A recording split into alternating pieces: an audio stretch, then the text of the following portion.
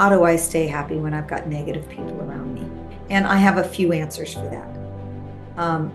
The first answer is, as much as possible, you create boundaries. Now, I know that that person might be your child, your parent, your spouse, and you're not going to get rid of them. Of course, if it's somebody that's really dragging you down and somebody that's really damaging to you in any way, you do walk away.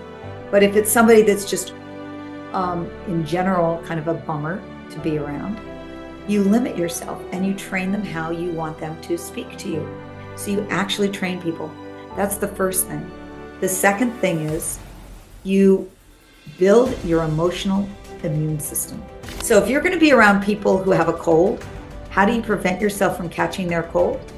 You build your physical immune system so you don't catch it. It is the exact same thing emotionally. If you've got a bunch of negative people around you, you build your own emotional immunity by building your own set point, and their negativity tends to bounce off of you more. You do not absorb it as much. And really, I think the stronger energy in the room wins. So what you want is to become so strong in your own, raising your own happiness set point, that is contagious. All of our emotions are contagious. We catch the people around us emotions like we catch their cold. You want to be the one that is spreading that good energy.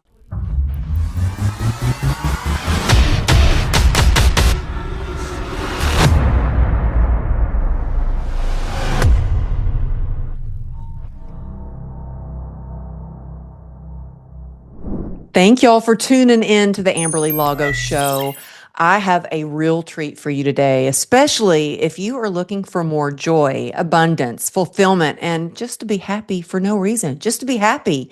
If you especially are ready for some miracles, I have the one and only Marci Shimoff with us today. Y'all, she is a New York Times, #1 New York Times bestselling author, a world-renowned transformational teacher and expert on happiness, success, and unconditional love. I want to tell you a little bit about her because she is pure amazingness. Her books include the runaway bestsellers, Happy for No Reason, Love for No Reason, and 6 titles in the phenomenally successful Chicken Soup for the Women's Soul series. And y'all, her books have sold more than 16 million copies. She's a podcast host as well as the host of a national PBS television special called Happy for No Reason. And she's a featured teacher in The Secret, and also the narrator for the award-winning film Happy. And the list goes on, but I want to get right into the show and dive into her wisdom because she is so amazing. Marci, thank you so much for being on the show. Thank you for inviting me, Amberly. I'm looking forward to our conversation. Yes, and a huge shout out to our friend Corey Poirier, who was on the show, who introduced us. I'm so grateful for introductions like this and that I get the chance to share your wisdom with the listeners. And especially because I have a brand new book coming out called Joy Through the Journey, and you talk so much about joy and happiness. And so I want to dive right in and can you share what can people do to bring more joy into their life? Yeah, I'm happy to. I would love to first kind of share my own journey. Yeah. Because I think it gives some flavor as to where my advice is coming from. The reason I wrote about Happy for No Reason and that I teach about happiness is that I was born depressed. I came out of the womb with existential angst. I had a great family, a great childhood, but I had this dark cloud around me. I now think it was maybe even ancestral trauma that I was carrying. I don't know. But I tried very hard to get happy. My solution as a kid was something called sugar. I became a sugar addict, which didn't help matters any. And by the time I was in high school, I was 35 pounds overweight. And so when I was in my 20s, I decided I was going to set goals for myself. And that once I reached those goals, then I'd be happy. I think this is what a lot of people do. And Exactly. I had 5 goals. I'll share them with you because I think people can relate to this. I wanted to have a successful career helping people, a fabulous husband or life partner, great friends, a comfortable home, and the equivalent of Halle Berry's body. Now I Okay, got 4 out of the you've just 5. listed everything that most of us That's have. right. Yeah, that we've That's all right. wished for. Yeah. And I worked really hard and I got 4 out of the 5. I don't have Halle Berry's body, but I have a healthy body for which I'm grateful. And I will tell you that I had a turning point moment. It was in 1998 and all those things were working. I had 3 books in the top 5 on the New York Times bestseller list at the same time. And I had just finished giving a speech to 8,000 people. And Wow. I had autographed 5,432 books. My client hired a massage therapist to keep massaging my hand so I could keep on signing. And on one hand, I felt like an author rock star. But I remember, Amberly, after signing that very last book, that I went up to my hotel room, which was the penthouse suite that my client had gotten for me. And I walked over to these huge windows overlooking Lake Michigan. I was in Chicago. And I took in this big view on top of the world. And I turned around and I collapsed onto the bed and burst into tears. And Wow. I burst into tears because I realized that I had everything on that list that I thought I needed to be happy. And I still felt that emptiness inside that I had Mm. felt as a kid. And I could no longer fool myself into thinking that just that next thing was going to do it. And Mhm. I realized that's when I made a commitment to myself. I'm going to once and for all figure out how I can be happy. And I dove into the research on happiness. I interviewed all the top happiness researchers and I interviewed 100 what I call happy people or unconditionally happy or happy for no reason. And I started doing what they were doing and it worked. And I mean, it was kind of miraculous to me that I started getting happier and happier and happier from this solid place inside. And I'm still a work in progress. But I would say back then if I was grading myself, I'd have given myself a D in happiness, almost failing. And now I'm a solid A. As I say, I'm a work in progress, but it's solid. And what I know is that anyone can experience this kind of happiness, no matter what circumstances they're in life. And that to me is thrilling, exciting. Oh, well, thank you for sharing that. And I think it's so needed. I mean, I was just on a call this morning and there was a friend of mine who she's like, she is really not just not happy, but she is like saying some very dark things about how she doesn't even want to go on living. And it's heartbreaking. And I think there are so many people with what's going on in the world. They're like, they're not happy, but you had all this luminous success and realized, wait a minute, I thought this would all make me happy and I'm not. What are some of the things that you started to gradually incorporate into your life that allowed you to become a in happiness? Well, what I found, which was so fascinating to me, is that we all have something called a happiness set point.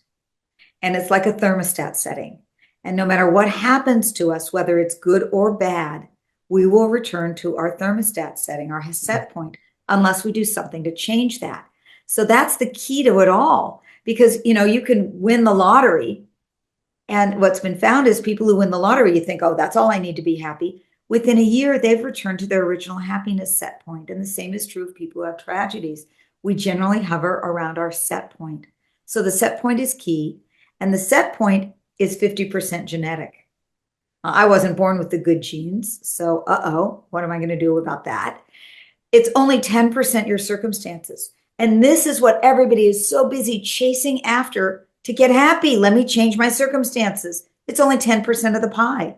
The Wow. other 40% is our habits of thoughts and behavior. And that's where we can really make changes to change our life, our happiness level. And I'm going to take it a step further and say that 50% that's genetic, researchers in the field of epigenetics, like Dr. Bruce Lipton, who wrote The Biology of Belief, they say that even our genes can transform, can change when we change our habits of thoughts and behavior. That means 90% of our happiness set point is our habits of thoughts and behavior. Wow, that is so freeing. That means, of course, we want to take care of the circumstances in our life, but more important than that, we want to focus on these habits that can make us happy. So that's where it was at. It was like, oh, some simple habits. And I will absolutely share with you at least two or three of those. Is that where you'd like to go with this? Yes, I would love for you to share some of those. And before I started writing my book, I had to take a step back and go, whoa, whoa, wait a minute. Like, if I'm going to write a book about joy and happiness, I need to make sure that I'm sparking some. And so I thought I can't write a book if I'm not practicing these principles. So I love that you share that 90% of it is like we get to choose. And because that gives people hope that it's not about the circumstances, that no matter what, we get to choose 90%. That's huge. That is so, I mean, that gives so me hope and so many others who are listening hope. But yeah, if you could share a couple of those things that we could Yeah. start doing today, that would be awesome. So I found that there are 21 main happiness habits, and they fall into seven main categories. And so what I want to do is I want to share with you those seven main categories, because what I want everybody to look at as I do this is, where are you the weakest? Because it's not just one thing. It's these seven big areas, and wherever you're the weakest is your Achilles heel. And that's where you can focus to get the most leverage and change in your happiness set point. So I know it's hard to remember seven of anything. So I created an analogy or a metaphor. I call it building your inner home for happiness. A home has seven main components. It's got a foundation, four corner pillars, a roof, and a garden. And here's how this relates to these seven main areas of happiness. The foundation is taking responsibility for your life and your happiness. That means not showing up in life as a victim. You know you're a victim when you're stuck in blaming, shaming, which is blaming yourself, or complaining. So if you tend to be someone who regularly blames others, shames, blames yourself, or complains, then the first step for you would be to take responsibility for your happiness and go, oh, I can do something about this. It's not the Hmm. outside. Then there's the pillar of the mind, and the pillar of the heart, and the pillar of the body, and the pillar of the soul, the four main pillars of your home. The mind is your thoughts. Are your thoughts robbing you of your happiness? The heart. I've never met a happy person who had a closed heart. Do you have an open heart? Do you live with gratitude, kindness, forgiveness, generosity? Then there's the pillar of the body. Do you have the right biochemistry to be happy? Do you have enough endorphins and serotonin and oxytocin and the physiological chemistry for happiness? That, by the way, was where I was the weakest. And then Really? it was. And then there's the pillar of the soul. And that is, are you feeling your connection to the greater whole of life? I don't care whether you call it God, the divine, creative intelligence, nature, doesn't matter. Then there's the roof, and the roof has to do with your purpose or passion in life. Are you living an inspired life?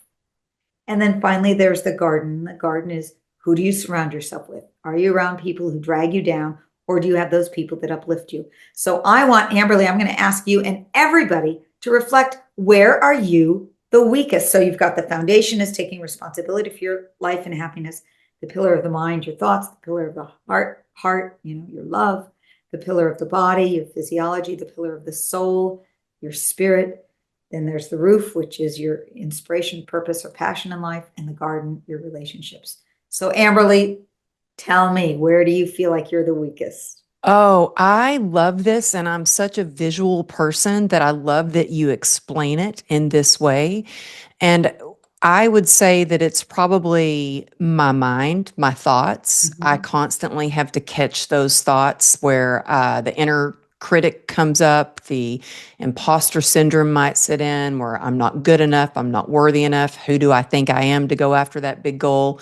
And so I do realize that. And I try to, people think I'm the most positive person. And I've learned to actually talk to myself instead of listen to those negative thoughts that I have sometimes. And so I would say that's what I'm working on the most. And it was one of those days, to be honest with you, where I'm usually a pretty happy, joyous person. And I just woke up dragging. And I consciously, intentionally was like, okay, what can I do about this? And I know that, like you said, the body, like the getting the Yes. endorphins, those, even the dopamine hits, I know that going to the gym makes me feel better. Moving my body moves my mood. But even this morning, I was like, okay, this workout's not working. Come on, come on. I need to get those endorphins going. Then I was like, okay, maybe I need some better music. I was just trying everything. And then I finally was like, okay, I need to nourish my body. I need food. Food makes all the difference, when you're properly nourished. And so I also think a huge component, and I just did a post about this on Instagram yesterday about who you surround yourself with. Relationships are key, a key to success, not just a key to happiness, but a key to success. How would you suggest somebody start to take inventory of relationships and to start, like, I guess I would say, start, making some healthy boundaries? Was that Yeah. something that was hard for you? Yeah, what a great question. And let me address that. And then I want to go back and talk about that mind and those thoughts, because that's, I find, where most people get hung up, is exactly what you said. But let's talk about the relationship area first, and then we'll talk about those thoughts. Um, so the number one question I'm asked by people is, how do I stay happy when I've got negative people around me? I travel all over the world, and that is still the number one question am asked anywhere in the world, is, what do I do about the negative people around me? And I have a few answers for that. The first answer is, as much as possible, you create boundaries. Now, I know that person might be your child, your parent, your spouse, and you're not going to get rid of them. Of course, if it's somebody that's really dragging you down, and somebody that is really damaging to you in any way, you do walk away. But if it's somebody that's just, in general, kind of a bummer to be around, you limit yourself and you train them how you want them to speak to you. If you can only handle a couple minutes of their complaining, they can complain for 20 minutes. You say, I'm on this thing. I'm really working on my own happiness, and I'm happy to listen to you, but I can listen to the complaining for about 4 minutes. And then we either need to move to a solution or to another topic. So you actually train people. That's the first thing. The second thing is, you build your emotional immune system. So if you're going to be around people who have a cold, how do you prevent yourself from catching their cold? You build your physical immune system so you don't catch it. It is the exact same thing emotionally. If you've got a bunch of negative people around you, you build your own emotional immunity by building your own set point, and their negativity tends to bounce off of you more. You do not absorb it as much. And really, I think the stronger energy in the room wins. So what you want is to become so strong in your own raising your own happiness set point that is contagious. All of our emotions are contagious. We catch the people around us emotions like we catch their cold.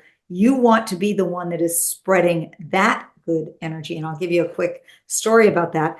I have a couple of times had the honor of being with His Holiness the Dalai Lama in some small groups.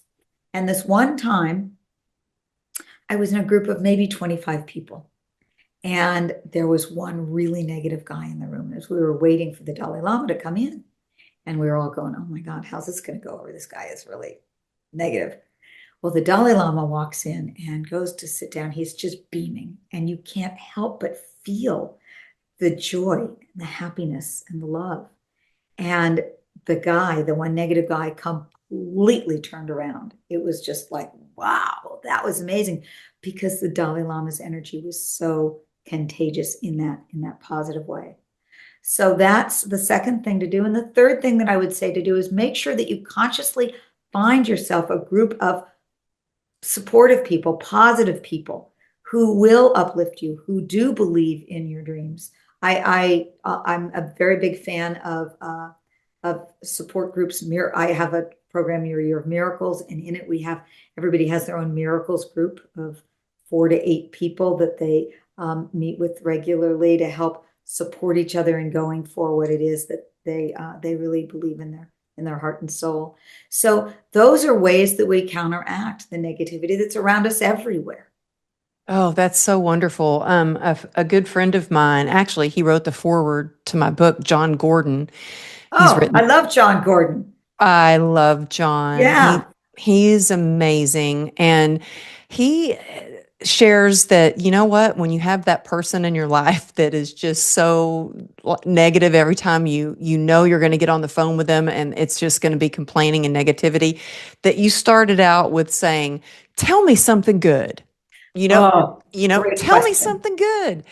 And then I love, well, first of all, I'm sure I can only imagine how amazing and uh, just joyous that must have been to get to meet the Dalai Lama. And I do believe that that energy is contagious. I think that it is easy to catch. And my dad actually, who was, he was being a little bit negative. He had just had a surgery and it was a minor surgery, but he was really, being kind of negative about it. And it made me so happy because he watched a video that I had posted and I'm dancing around, being silly. It's right before I'm going on stage and I'm walking up, high-fiving people. And then we do like a really silly dance at the end. And he left a comment on Facebook that said, "Oh, I have to admit, this made me laugh. This was so silly." And I thought, well, good. Yep. It's supposed to. It's supposed to be fun. Yep. So I love that. Those are such great tips, especially when, there's people that, yeah, you want to set boundaries, but they're in your family or you're their close friend that you see often or a coworker. So that is awesome. You talk so much about manifesting. I would love to ask you, well, first of all, in one of your videos, I said I stalk you on YouTube. You said 92% of people quit Mhm. on things that they say they want, and it's mostly because they don't know how to manifest in the right way. What is the right way to manifest? Because I know we all want miracles. We all want a lot of things, but can Yep. you break down how to do I that in can. the right way? I absolutely will. And I still, after that, I want to go back to the thing about our thoughts and what we can do about those negative Okay, thoughts yes, that we'll we go have. back to Yeah, we'll that. go I have back to so that. many questions and I Yeah. want to fit it all in. Okay. So yes, I have a formula, if you will, for manifesting that I learned when I was in my 20s. And I still think for me, it's the formula that works. And it's got 3 steps. I like it because they're simple and they rhyme. And the 3 steps are intention, attention, and no tension. Intention means be clear about what it is that you truly want. And truly want, I mean, from the heart and soul, not the ego, not what does the ego want, not what do you think you should have, but what's really calling. Is this intention of yours aligned with kind of the higher calling of life, I would say. Then there's attention. Attention is the power of our thoughts, our words, our feelings, and our actions. So, are you putting your thoughts, your words, your feelings, and your actions constructively towards your intention? Then there's that third step. And the third step is no tension. No tension means that you relax, you let go, you come from a state of joy and happiness already, gratitude already. You trust in the flow of life that if that thing doesn't happen, this or something better. Hmm. When we're holding on to what we want so tightly, I need this for my happiness. That is not ever really going to bring you the true kind of happiness that you really want. So be clear about what it is that you feel is calling you. Put your life force, your energy behind it. That's the attention. And then no tension, let go and relax. And I'll tell you just a super quick story, if I may, about how this has worked in my own life. I was clear when I was 13 years old that my life, I wanted to be a speaker and I wanted to help people all over the world. That was just I saw Zig Ziglar At 13, at you already 13. knew at 13. I randomly, a friend's parents took us to go see Zig Ziglar. You must know him. Oh, He's from your neck of the woods, from Dallas. And so this was back in 1971. Yeah, so this was a while ago. For those of you doing quick math, I'll do it for you. I'm 67. you So look amazing, by the way. thank you. Oh my gosh, you look amazing. If y'all are listening and you're not seeing it on YouTube, you should head over to YouTube and see how gorgeous she is. Oh, thank you. I'm 13 years old, 1971. I see Zig Ziglar speak. I get, oh my God, that's what I'm supposed to do with my life. I saw myself traveling around the world, inspiring people. Didn't know how to do that, but I got an MBA in training and development so I could start in corporate America speaking, giving training programs. And I worked super, super hard. I was giving training programs, I was traveling around, but the audiences were small. I was speaking on self-esteem for women. My mentor was Jack Canfield, who was teaching Oh, self-esteem. That nobody knew his name back then. He's the creator of the Chicken Soup for the Soul series. This was well before he created Chicken Soup for the Soul. And I was really burned out. So I was putting my attention there, my thoughts, my words, my feelings, and my actions. But I felt like I was hitting up against a brick wall. And I think a lot of people get that way. And a friend of mine one day came to me and she said, Marci, you look terrible. Those weren't the words she used. She said, you look like that. So she said, I'm going to take you away with me on a 7-day silent meditation retreat. And I said, you're crazy. I haven't been silent more than 2 hours in my life. I'm a speaker. I can't do 7 days. She said, no, you really need this. And off we went on this 7-day silent meditation retreat where I went into that state of no tension. I let go of this big, I've got to have this, that kind of tension that I was carrying. And I just went into a place of emptiness and silence. And on the 4th day of that retreat, I was meditating and a light bulb went off in my head. And I saw the words chicken soup for the woman's soul. Now, this was before the only book that was out was the original Chicken Soup for the Soul book. Nobody had thought of a series or another book in, Chicken Soup for the Woman's Soul. So the only problem with the scenario is I still had 3 more days of silence. I couldn't tell anybody. But as soon as the silence program was over, I ran to the closest payphone and I called up Jack Canfield. This was before cell phones. And I said, chicken soup for the woman's soul. He said, oh my God, that's such a great idea. I can't believe nobody's thought of it. He called the publisher who said, oh my God, what a great idea. I can't believe nobody's thought of it. And a year later, my first book came out and went to #1 on the New York Times list that week. Now, that did not come from just intention and attention. That came from adding in that no tension, letting go of that, and being in this state of almost a surrender and trust. And that is oh, every time something great has manifested in my life, it has come from those 3 steps. You can't skip a step. Intention, attention, no tension. oh, that I will never forget that. And this couldn't have come at a more perfect time. And in fact, I would do a gratitude practice every day, and I have a group of ladies. We call ourselves the God Squad, and we share what we're grateful for. And I usually write 10, we write 10 things and share it. And I usually write 10 things that I'm grateful for. But this morning, for the 10th thing, I wrote, my word today is trust. Oh, And I thought, I just had a conversation with one of my really good friends, Henry Amar, yesterday, and he went to the no tension and hadn't posted on social media, had not recorded a podcast episode in 6 months. And he was like, I highly suggest it. And I'm like, yes, yes, I will get to that point where I'm going to right. do that. But I'm about to launch my book and an event and this and that. But this is just, I feel like, a God wink moment where I'm Yeah. like, oh, yes, I need to do more meditation, I think when we can just be quiet and be still for a moment is when we can listen to our higher power, to God, to whatever your higher power is. And we can spark creativity. We can spark joy. We can spark more resilience as well. So Yeah. that is a formula I will never forget. That is so brilliant. I love that. And now, while we have time, let's go back to the mindset, how Okay. you shift your mindset. Yes, yes. And I will say just one little addendum to this is that we have it backwards in our society. We think that success is what's going to make us happy.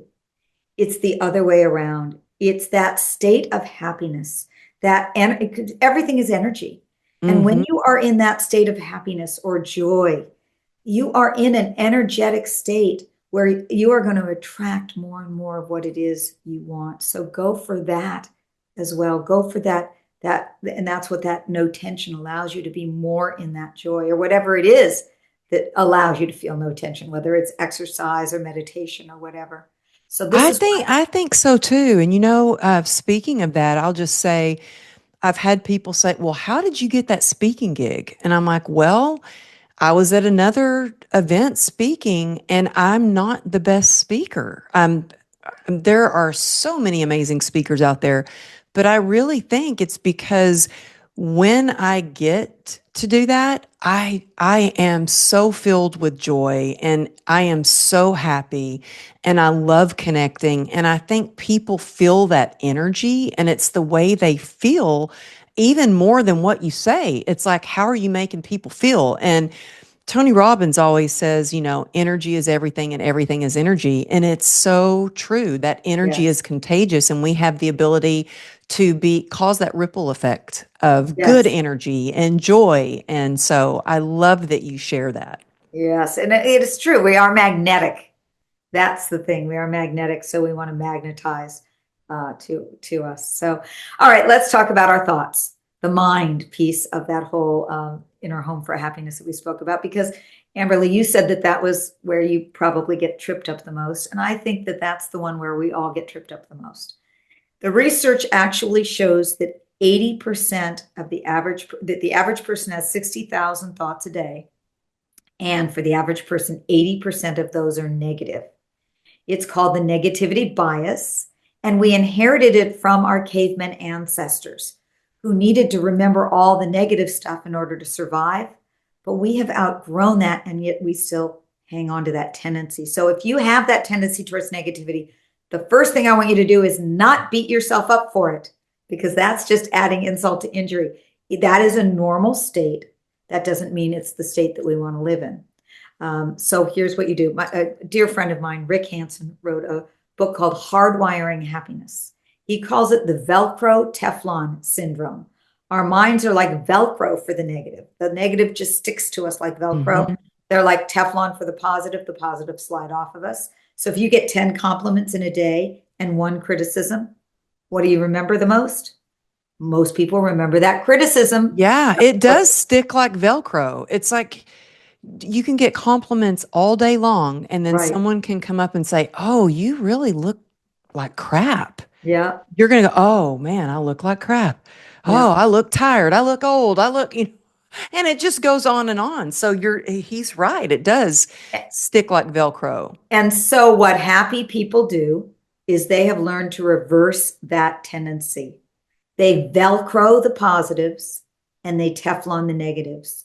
And by doing so, they're actually creating new neural pathways in the brain so that it becomes easier to notice and see all the positives that are out there all day long, all around us. We're just not used to looking for them. Mm. So, here are 3 steps that the neuroscientists say that you can take, very simple, to create new neural pathways in the brain so that you can be more Velcro for the positive. First step, be on the lookout for the good. Just actually be on the lookout for it. It's all out there. One of the women I interviewed in Happy for No Reason says that she pretends that she is the Academy Awards committee.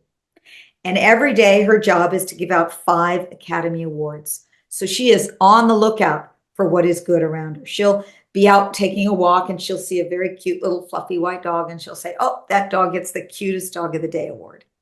Um, Beautiful sunset. She'll go, "Oh, that gets the beautiful sunset award." So it's just being on the lookout. In fact, if you've got kids, this is a great game to play with kids. The Academy Awards for the good game. I So love that. yeah, I say go joy spotting. I go out that's and it. I go joy spotting and I intentionally look for something, whether it's a butterfly or a sunset or a fluffy, cute dog, which I'm Yep. a big dog person. I call it joy spotting. I love that phrase. That I'm gonna borrow that phrase and credit you, Amberly. That's such a great phrase. Um, so that's step number one. Then step number two is savor it for at least 20 seconds. You can't just notice it. You actually have to sit in the energy of savoring it for 20 seconds in order for it to become more of a neural pathway in the brain. It doesn't take anywhere near as long for the negatives to stick because we're more used to them. So the positives you've got to savor for 20 seconds. That means you see that sunset, you don't go, oh, that's a great sunset. You go, let me just take this in for 20 seconds. Or you go up to the dog owner and you say, your dog gets my cutest dog of the day award. And you focus your attention on that for 20 seconds. Okay. So that's the second step, savoring it. And then the third step is to go for a 3-to-1 ratio. That means 3 positives for every 1 negative. Now, the negatives are going to just pop up. So you can't like force them away. But what you can do is redirect your attention. Now, if it's something you need to attend to, of course, you attend to it. You don't shove anything under the rug. But if it's just one of those old habitual thoughts, you just go, oh, there's that. Now I'm going to focus right now. What are 3 things that I can be grateful for instead? Oh, that is so awesome. I love that.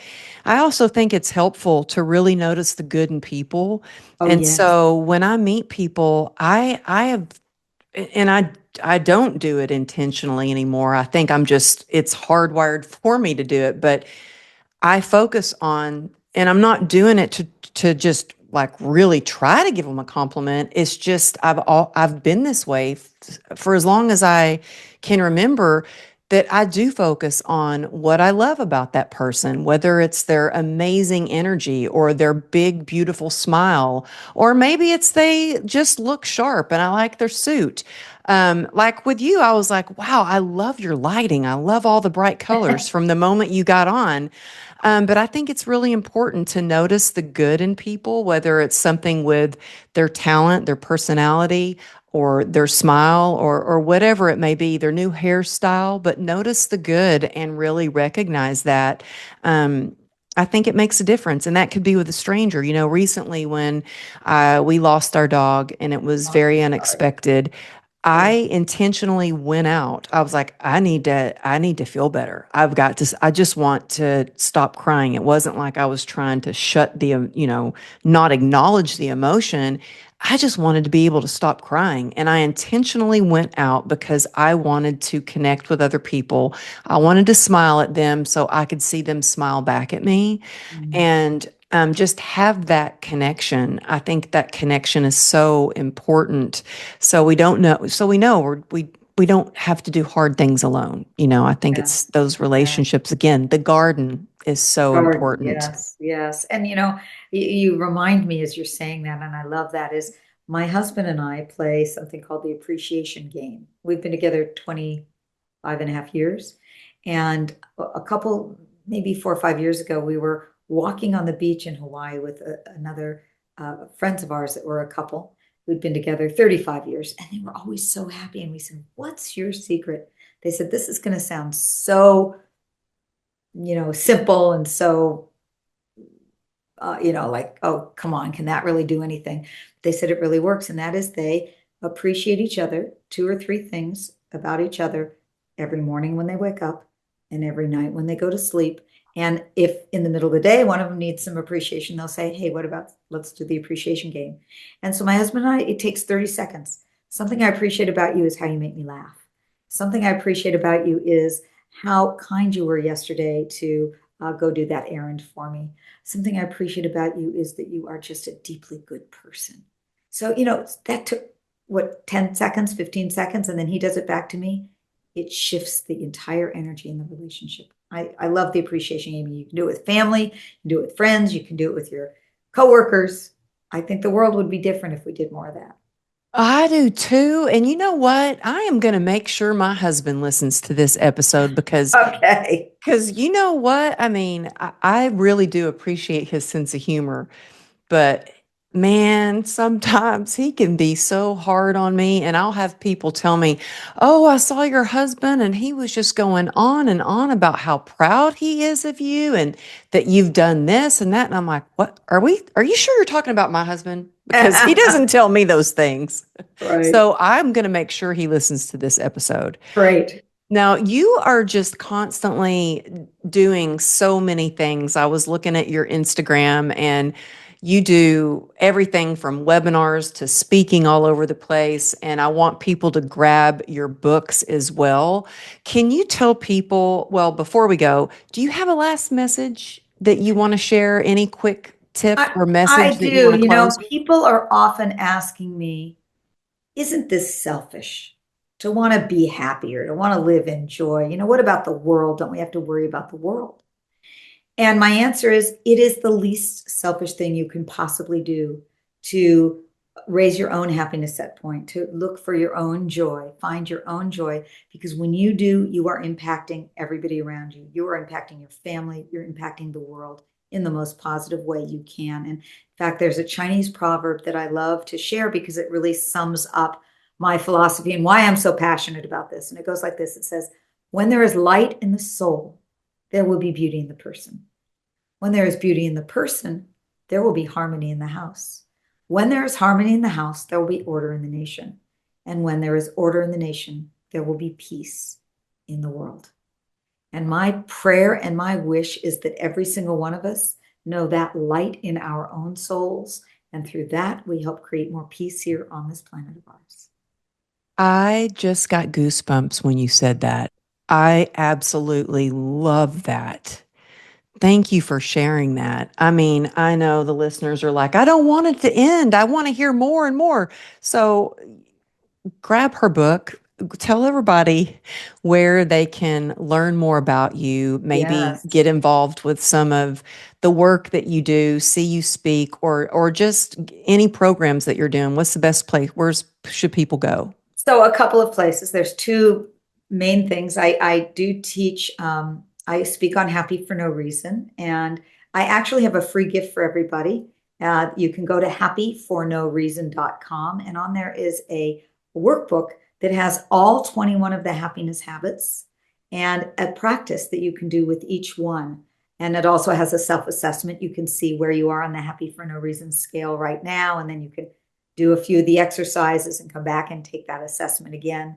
So that's a wonderful place to start. So that's at happyfornoreason.com. I also am certifying people to become Happy for No Reason certified trainers.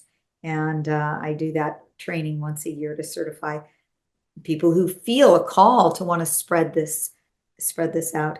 And then the other thing I do is I teach a program called Your Year of Miracles. It's about living a miraculous life. We have thousands and thousands and thousands of people from all over the world, from 87 countries, that come together in this program to really live a more miraculous life. So for that, you can go to youryearofmiracles.com. Let's tell us that one more time, just in case. Youryearofmiracles.com.